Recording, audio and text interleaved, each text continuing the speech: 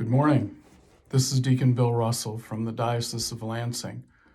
Many people have asked me over the years to record my homilies, and so I thought I would start to do that for you and put them on YouTube.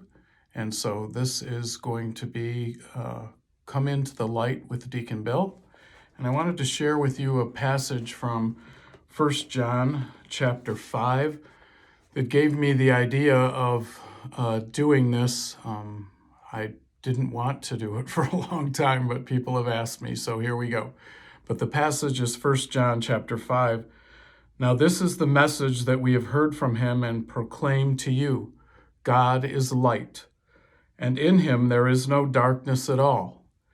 If we say we have fellowship with him while we continue to walk in darkness, we lie and do not act in the truth.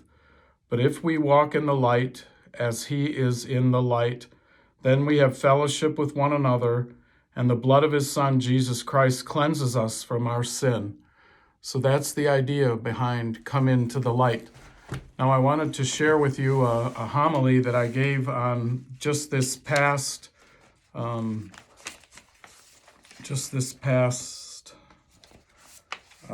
Thursday. And I'm sorry, the production quality, I promise, will get better, but this is my first time ever doing something like this. So this is from the Mass of the Lord's Supper. This is the night the Lord instituted the Eucharist. The Church of the United States has spent the last 2 years celebrating the Eucharist. This summer in Indianapolis, there will be a Eucharistic Congress. The event will take place at Lucas Oil Stadium in Indianapolis from July 27th to July 21st. This is the 10th Eucharistic Congress, but the first one in 83 years. If you think back 83 years ago, you might know what was going on in the world that time. It was World War II. And so today we face many challenges, both foreign and domestic. We desperately need the Lord's intercession. We as a church have no stronger weapon than prayer and the Eucharist. Both will be on display in abundance at the Congress, I'm sure. Their website has a wealth of information should you consider joining the pilgrims going to the Congress. I'm hoping that the Lord, through the Eucharist, will intercede on our behalf to bring peace to the world. I ask you to consider what that might look like. Can we agree that there's too much killing in our nation and the world? Whether it be in Gaza or Ukraine, or how about on our city streets, or in the procedure rooms in the abortion clinics of Michigan? We are killing each other at an alarming rate. What was that commandment that Moses brought down from Mount Sinai? Oh yeah, I remember. Thou shalt not kill.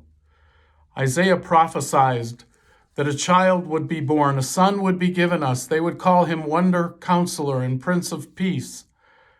In Luke, we find the angels appearing and proclaiming glory to God in the highest, and on earth peace to those on whom his favor rests.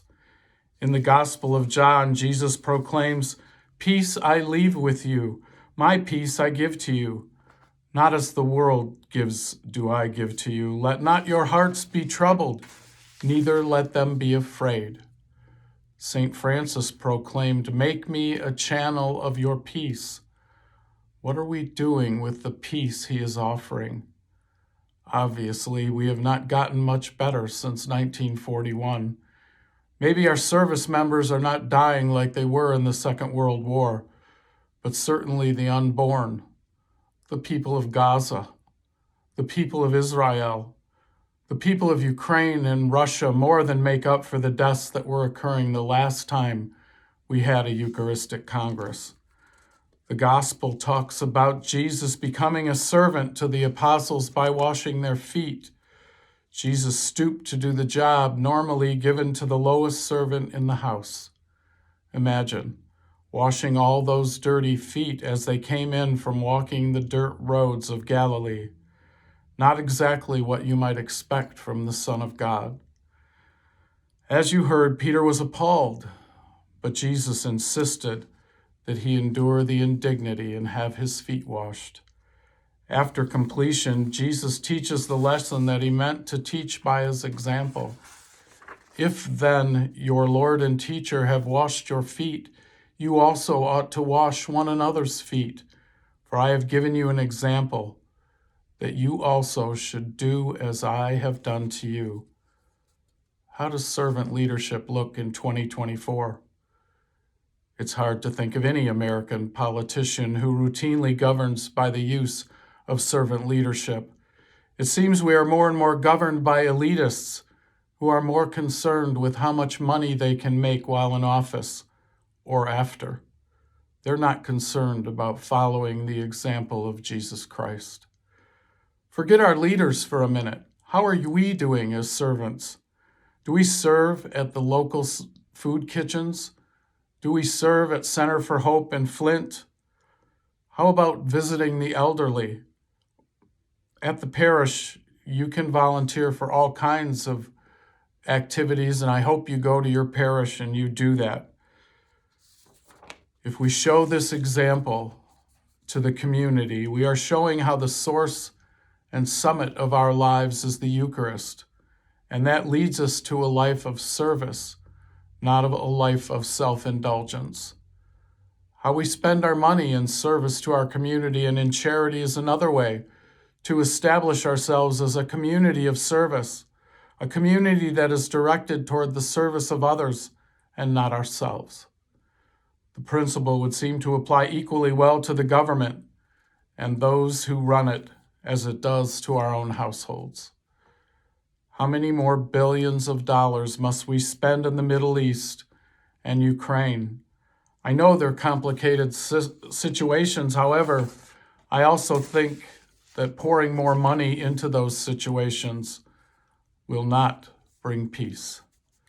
Peace begins, it seems to me, with you in your heart and with your humility.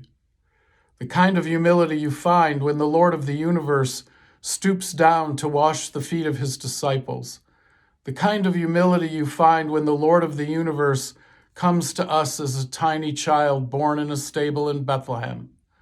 The kind of humility you find when the Lord of the universe comes to each of us every Sunday, and most particularly tonight in the form of bread and wine.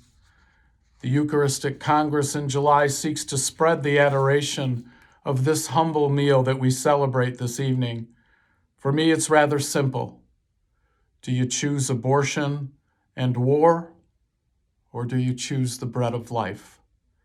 For me and my house, we will choose the bread of life. God bless you all.